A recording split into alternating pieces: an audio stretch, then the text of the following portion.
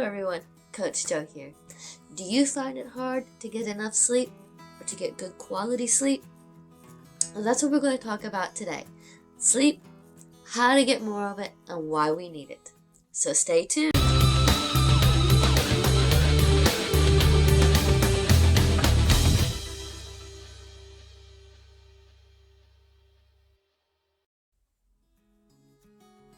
Everyone knows that it is important to get enough sleep and to get quality sleep.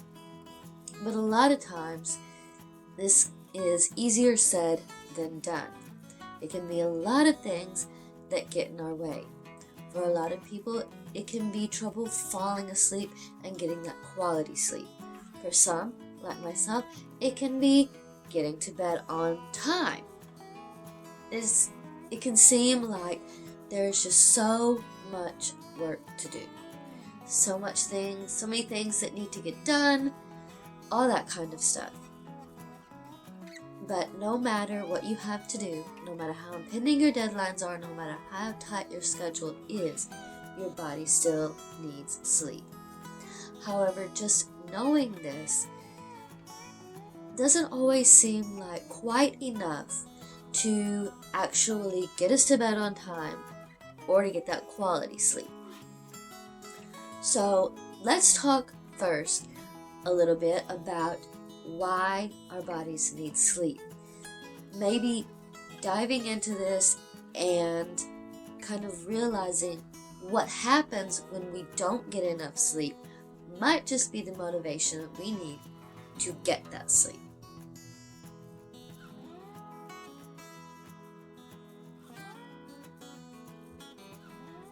One of the first reasons that we need sleep is for productivity, because lack of sleep can really affect your productivity in a couple of different ways. The first way is by draining your energy and not having focus, because if you have a lack of sleep, you won't be able to focus as well and you won't have the energy to get the things done that you need to get done. So you end up getting half of what you needed to get done when you could have gotten it almost all done because you didn't have the energy, you couldn't focus, things like that. And another way is because it wears down your immune system, you end up getting sick or, and you end up getting stuck in bed or stuck at home so you can't go to work. So it really does affect your productivity if you don't get the proper amount of sleep. Another reason why we need to sleep is because of an increased risk for mortality. Now, the first and most obvious thing here is lack of sleep itself. Lack of sleep itself can lead to death. And another thing is drifting off or falling asleep at the wheel, motor vehicle accidents, machinery accidents, all kinds of things like that could cause death. And also, like I said on the last point, it wears down your immune system, so you have a higher chance of getting sick. And with a higher chance of getting sick is a higher chance of getting sick with something very serious, costing you your life. So those are just a couple of ways that lack of sleep can lead to an increased risk in mortality. Yet another reason why you need to make sure you get enough sleep is that lack of sleep can reduce cognitive ability. There have been studies that have linked lack of sleep to dementia and dementia to lack of sleep. So really, what I'm trying to say here is that lack of sleep can eventually lead to dementia. And if you have dementia, it can cause a lack of sleep. And see, sleep is important for memory processing. So if you don't get enough sleep, your brain will have a harder time processing and storing your memories. And so therefore it follows that a lack of sleep will lead to memory problems and a decline in cognitive ability because of the challenge in memory processing.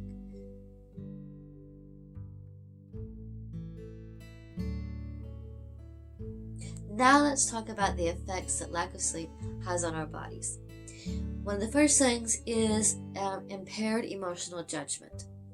So there have been several studies that were done that concluded that lack of sleep can lead to a decrease in your ability to read the emotions on a person's face, especially for less threatening emotions like happy, excited, things like that weren't really as threatening as like angry or something like that. And the theory or consensus was that it takes energy to read these emotions, and when you have a lack of energy due to a lack of sleep, your brain tries to save all of the energy that it does have to process those more threatening emotions, kind of like for a survival thing. But there have been, like I said, several studies that have shown that it can lead to a decrease in emotional judgment and emotional processing. Another effect that lack of sleep can have is an impairment in intellectual judgment and decision making. And this is really important and prevalent for people like doctors and engineers who have to make very important and life or death decisions. And there have been various incidences of lapses in judgment for engineers and doctors and things like patient care and machinery and things like that have led to disastrous results. So that's another very big one, is that decision making and that intellectual judgment. And another important thing to note here is that cognitive decline and that memory impairment. And I have already mentioned it, I've already talked about it, but it's important to note it here again as an effect of lack of sleep. And there have been several studies showing a drop in next day memory after a night of sleep deprivation. And it's just an important thing to remember that it really does affect your memory and your cognitive ability if you don't get enough sleep. And it's a very important thing to think about with like learning capabilities and things like that. So it's just another important thing to note here.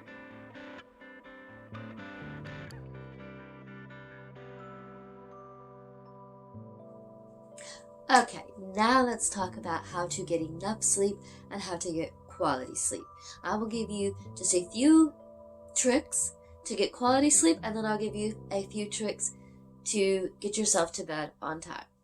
So let's get into it.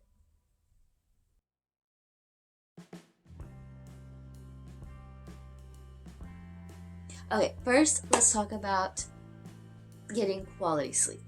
So the first thing about getting quality sleep is what and when you eat. You don't want to eat too late. You don't eat too close to going to bed, because then your body ends up trying to digest that food instead of winding down to get to sleep. And there have also been studies that have concluded that it may be better in that last meal of the day to get more of those complex carbohydrates rather than a high protein meal, because those complex carbohydrates may actually help you get to sleep better, but you still don't want to eat too close to going to bed. About maybe a couple of hours would be probably a good time to have between eating your last meal and going to bed. So that's something to think about. Just don't eat too late. Another thing you need to think about to get quality sleep is to give yourself time to wind down. You don't want to be working on big, hard projects and then try to go back to sleep. You need to give yourself time, your mind time to wind down and relax and transition between those big hard projects and a more relaxing state to go to sleep. And another thing that you need to think about is maybe turning off electronics, because a lot of times the lights from electronics and the distraction that they can cause can negatively affect your sleep. So the most important thing is to have transition time between being awake and going to sleep, and find more relaxing things to do, like reading or listening to relaxing music or something like that can help you get into a more relaxed state and help you get better sleep. And the last tip to get quality sleep is to think about the environment. Is the temperature right? Is it too hot? Is it too cold? Is your bed comfortable? Is your pillow comfortable? The blankets, things like that. And lights. Is there too much light coming in from the windows? Is it too dark? Do you maybe need a little night light or something like that? Find things in the environment that might be causing you to not get the quality sleep that you need. Make yourself comfortable to get to sleep. And these are all important things to think about the environment. Make the environment conducive to sleep.